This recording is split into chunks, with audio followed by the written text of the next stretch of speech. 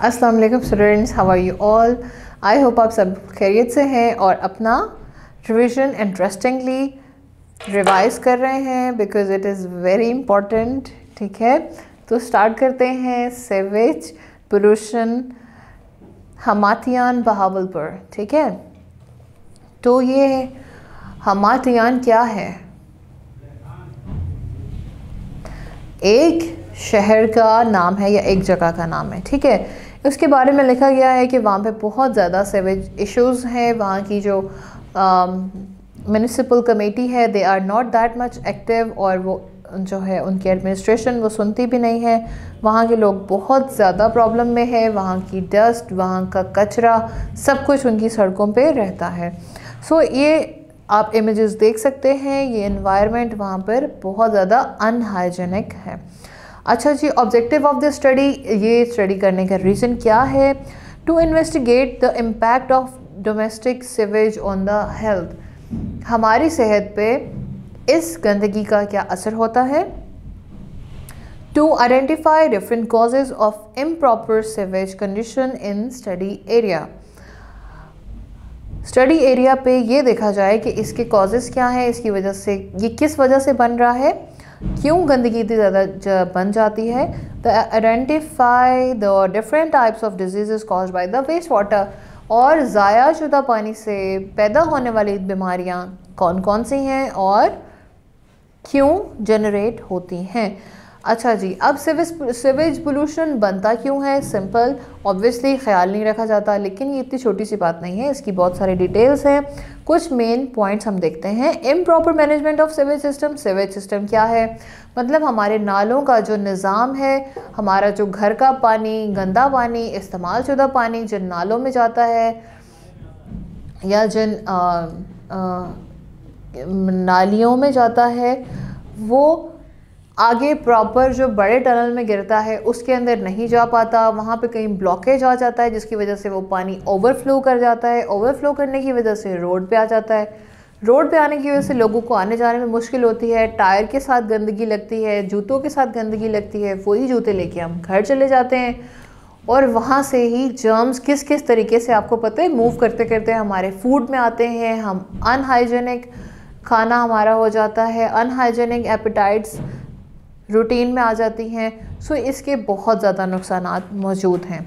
Floods overloaded the sewage system क्या है? बहुत सारी रीजंस हैं। ओवरफ्लो होने की सिर्फ एक गंदगी नहीं है। एक रीज़न ये भी है कि जब आबी सैलाब आता है तो वो सैलाब कहीं ना कहीं कुछ नालों को डिस्टर्ब करता है, उनके अंदर पानी भर जाता है जिसकी वजह से वो ओवरफ्लो कर जाते हैं। Improper disposal of waste water क्या है कि वेस्ट वाटर को इम्प्रॉपर तरीके से डिज़ोल्व करने की कोशिश की जाती है। कमर्शियल और इंडस्ट्रियल एरियाज़ में उनको सही तरीके से ड्रेन नहीं किया जाता या फिर सही जगह पे नहीं किया जाता, जिसकी वजह से प्रॉब्लम होते हैं और ओवरलोडिंग होती है। उसके बाद आता है सॉलिड वेस्ट, मतलब जैसे कि हम लोग कोई ऐसी चीज़ फेंक देते हैं पानी में या फिर अपने ड्रेनेज सिस्टम में जो कि रिजॉल्व नहीं हो सकती, जिसमें आ जाते हैं हमारे गार्बेज बैग्स, प्लास्टिक बैग्स या फिर स्टोन या फिर कोई ऐसी चीज़ जो कि डिज़ोल्व नहीं होगी और वो फिर जाके ब्लॉकेज का रीज़न बनती हैं। Spills during transportation and handling, transportation के लिए मसाइल पैदा होते हैं। ऑब्वियसली जब वो ओवरफ्लो करेगा, ट्रांसपोर्ट नहीं चलेगी, पानी होगा, गंदगी होगी। तो अफेक्ट ऑफ सीवेज वाटर, अब क्या है कि इस पानी के नुकसानात क्या हैं। Sewage water has microbial pollutant that often result in infections. इसकी वजह से इन्फेक्शन फैलता है। जाहिर है गंदा पानी है, बाहर आ जाता है, सड़कों पे आ जाता है, मच्छर पैदा होते हैं, मच्छरों से इंसानों को मच्छर काटते हैं और बीमारियां पैदा होती हैं। बहुत सारी बीमारियां पैदा होती हैं मच्छर के काटने से, जैसे कि टाइफाइड होता है, डेंगू होता है और क्या हो सकता है, और भी बहुत सारी बीमारी होती हैं। हेपेटाइटिस ए भी हो सकता है।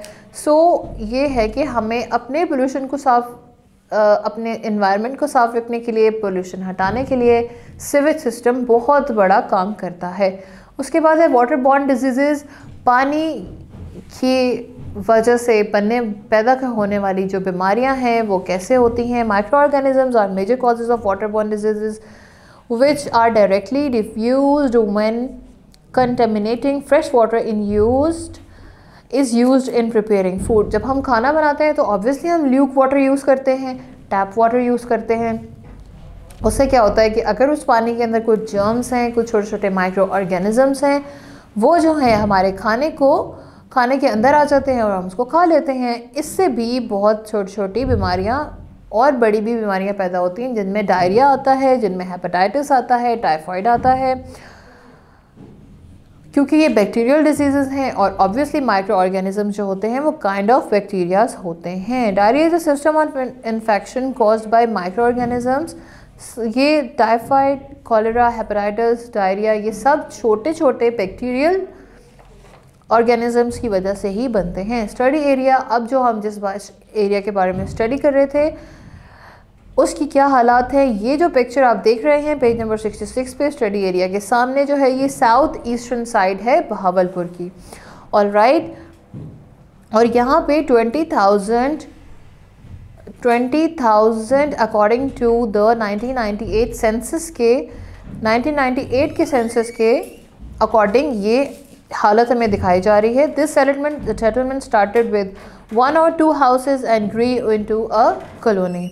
1 और 2 घरों की बनने के बाद ये कॉलोनी बनी है, लेकिन इसकी जो मैनेजमेंट है, सीवेज सिस्टम है, it is very bad. Majority of the people living in this area are poor.